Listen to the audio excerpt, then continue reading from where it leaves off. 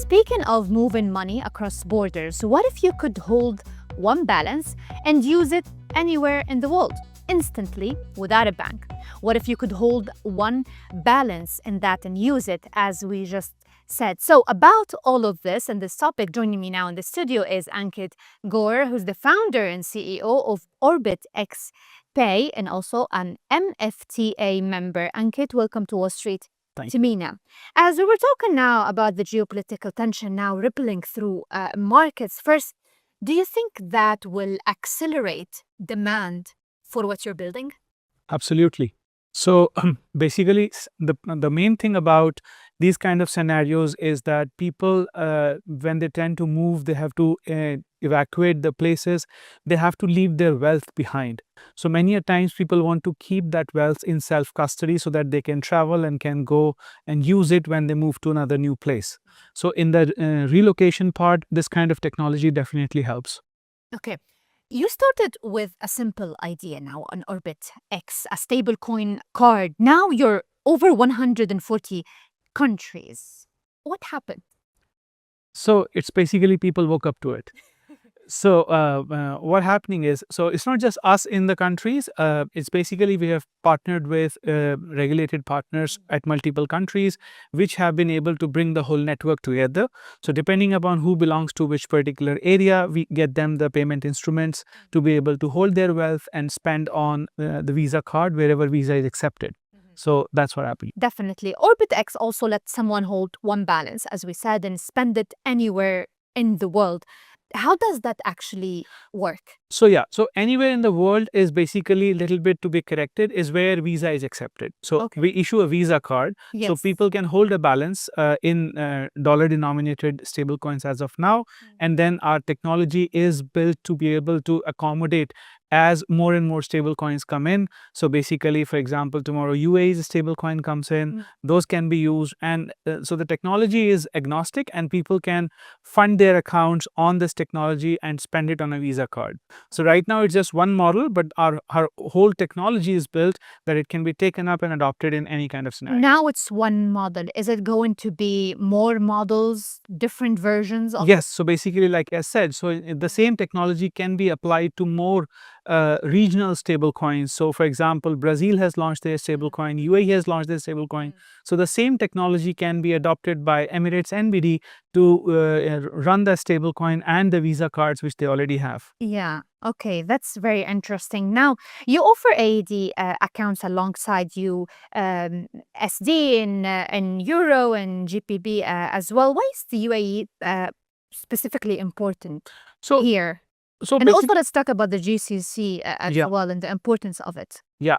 So basically, a lot of our customers, a lot of our business clients are from outside the UAE, Okay. and they are mainly trading companies. So at times they have to collect payment from, make payment locally here, or they need to collect payment from here locally. So it becomes an easier option for them to have the UAE AED account along with the dollar account and a GBP account. Yeah. And a similar vice versa kind of situation. So where our clients here, they need to get a USD payment or a pound payment. So we offer them that.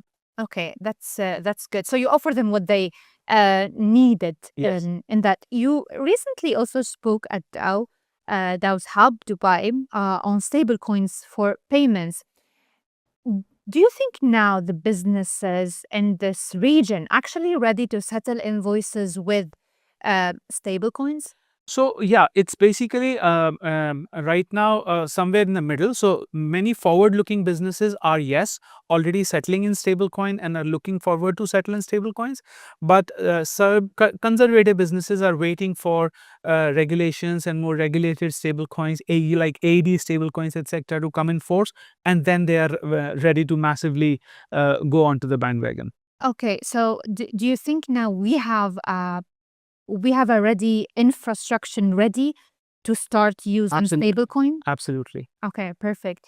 You also have 4 startup exits in 9 years in Web3 as well. What is all of that now combined teach you all of these years about? So basically, I have personally been always very bullish on stablecoin, but because back in 2018, I have been writing articles that stablecoin is the ultimate moat that blockchain can get.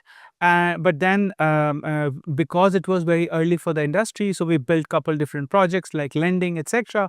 But back in 2023, I saw something in US which was not yet that popular till that time, was that people were already talking about stable coins everywhere now and then different kind of use cases. So I met somebody in US, and this guy was a Nigerian importer. He was talking about stablecoin, nothing from the crypto, nothing had to do with the crypto industry, but outside. So that was like an eye-opener thing.